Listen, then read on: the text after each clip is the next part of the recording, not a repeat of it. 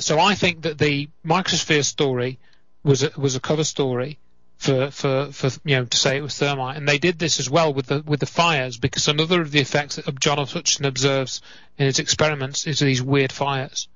Okay, and you could see, that's why they needed these molten metal stories to say that this was what the fire was. This was the molten metal dripping down, all this sort of thing. But it's actually not, because you can see these hot car fires next to the paper that's not burning. So you've got this unconventional fire. So, again, we're seeing a lot of these data points of evidence tying together, and we're looking at some unusual type of technology which is at work, which we don't know the full details of, but we do know that John Hutchison has reproduced all of these effects that, in his experiments over the last 20 years. And as I may have mentioned before, we also know that Los Alamos National Laboratories know about John's work, because Colonel John Alexander visited John Hutchison in 1983 and spent 4 months with him working at his makeshift lab in Canada. And we've got documents which prove that. And if you listen to Colonel John Alexander, he's again been on this, Coast to Coast and these other programs. He makes no secret of the fact that he visited John Hutchison. He claims that John Hutchison is using what he calls PK, which is psychokinesis, to levitate things. Psychokinesis is the technique whereby you can actually use, your own mind to move objects, and that's what John Alexander has claimed that John Hutchison is doing, and which is just bizarre, So, we know that Los Alamos knows about this technology, and I think they know exactly what it is, and I suspect that when people like Jim Fetzer come out and start attacking Dr. Judy Wood as soon as she makes the connection to the Hutchison effect, I think he knows what the technology is, or at least he knows somebody, he's in contact with somebody who knows what the technology is and how it was used. Let me ask you this, does this technology affect humans, flesh, the same as it does solids like concrete or steel? Or? Yeah, well, I think it can, because if you look at some of the witness accounts, there's one particular one where some of the first responders are walking through World Trade Center 6, and I think at the same time as that building gets its holes, one of this party just disappears into thin air. So that's what the witness says. So it looks like it can affect people the same as it affects buildings. But I mean, who knows? Sure. Can we see a live demonstration? I mean, hopefully not. Right. So have they rebuilt there at the Twin Towers? I believe not. I think there is a small amount of construction. I'd have to go and check recently. When we were there in 2008, there was no real significant construction. When I recently saw some type of webcam picture, there is a webcam. There did seem to be some type of structure built on there, but it looked sort of like just some fairly superficial structure. It wasn't with glass or anything like that. It was just some kind of framework. So I don't know what that was for. But we do know that they've been trucking in dirt in and out of the site. Still, yeah, up until a few months ago, we had pictures of dirt actually piled up at the site, which we think is kind of like a decontamination. Dr. Woods uses this expression of changing diapers or changing nappies, as we call them here. So the ongoing effects, I think, are still indicating that they can't actually build a new building on the site, not on where the towers were. They've rebuilt World Trade Center 7 now, but even the base of that, the base of the new World Trade Center Tower 7, whatever the name of what's replaced it, that doesn't have any windows in the base. Up to about 4 or 5 stories high, there are no windows in this building. The windows start above that.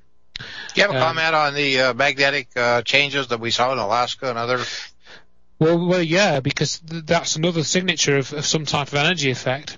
And the very significant thing, if you look at the trace 4911, Dr. Wood's got this on, if you go onto the Hurricane Erin series, go onto drjudywood.com and click on the Erin study, and then I think it's on page 5, you'll find herring study, and you'll see this. Hold that thought just a minute. We'll be right back here. We got one more short segment. Back in a minute.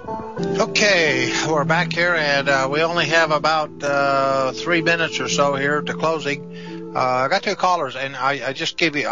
We don't have much time, so I just need a real concise question. First is John in Florida. What's your question? First, hello. Hello. You there? What's your question? Because we only got less than 3 minutes. Buildings 1 and 2 went down, and they were explosions because the people who were there, the firefighters and the rest of them, all eyewitnesses reports all testified to explosions. Building 7, Larry Silverstein admitted later on BBC that he called the fire department, or they called him, and he said, pull the building. Okay, I got that. Thanks for calling. Do you have any comment before we get the next caller? Yeah, you should ask yourself whether Larry Silverstein was telling the truth, knowing what else you know about him.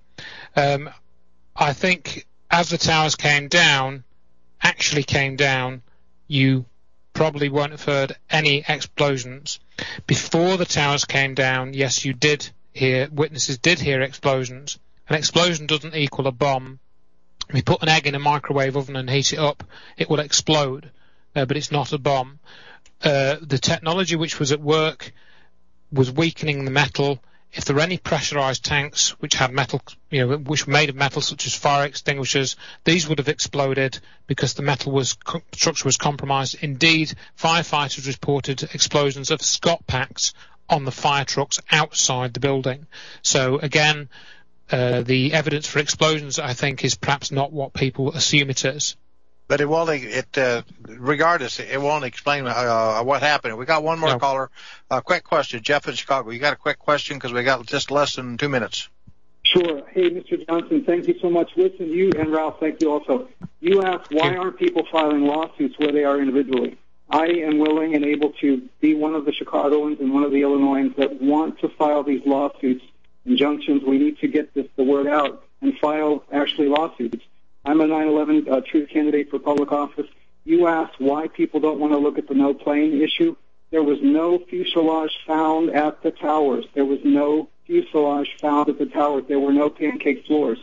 So you can contact me to get these lawsuits going. Directed energy weapons. Artie Wheeler is a researcher that talks about Tomahawk cruise missiles. Major General Albert Stubblebine has talked about how the plane does not fit in that hole. It all fits together. No big Boeing crashed in a field in Pennsylvania. Okay, well, we're running out of time, but thanks for your question here because we're just almost done. You have any short comment before I give you the closing? Go ahead. Sure. Well, I mean, great. If you can file a lawsuit, fantastic. I mean, the documents that Dr. Wood has got on her site, they're all published and you can read them. There may be some useful sort of guidelines in there that you can dig out. I can't really file a lawsuit from this country. If you want to contact me and I can do anything, then I'll try to help in the time that I've got. So, yeah, thanks. Okay, you got any closing comments? We got probably about a minute left, something like that. Well, I think it comes down, again, just to looking at the evidence. If you're having problems with anything that I've said, please just check it, spend time, do the legwork, do the brain work. Don't let anyone else give you your opinion. Go and study the primary evidence, look at the primary sources, look at who's smearing whom and what the reason behind that is.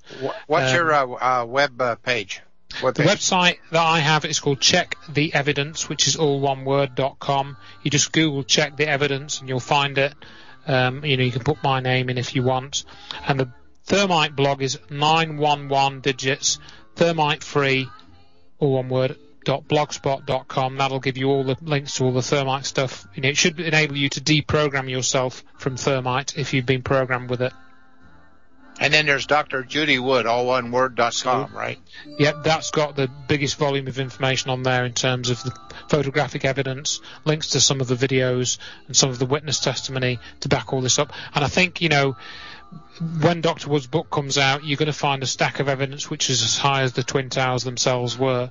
So, I think the way that she does things is to kind of, get about 16 different, points of evidence just to back up one point at least, and then if there's 100, she'll put the 100 in. So this is why it's taken us such a long time to actually put this together, because there's such a lot to actually put in. There's a lot of evidence to prove what we're saying is true. Has an amazing output of about a gallon an hour. Okay, well, thanks, and thanks for everybody for listening, and we'll see you next week.